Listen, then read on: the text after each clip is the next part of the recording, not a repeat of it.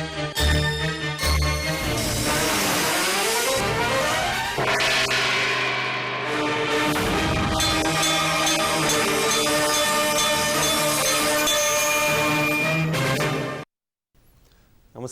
ఘంటారావానికి స్వాగతం. ముందుగా ప్రధానాంశాలు.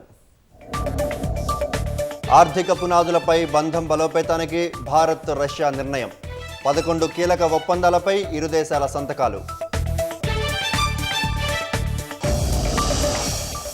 విజయవంతంగా ముగిసిన పుతిన్ భారత పర్యటన. రష్యా అధినేత విందులో తెలుగు వంటకాలు.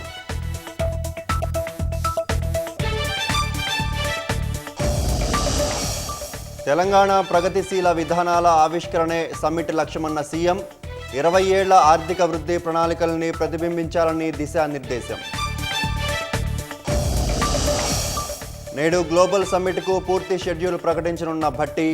1000 సీసీ కెమెరాల నిఘాతో 3 అంచెల భద్రత.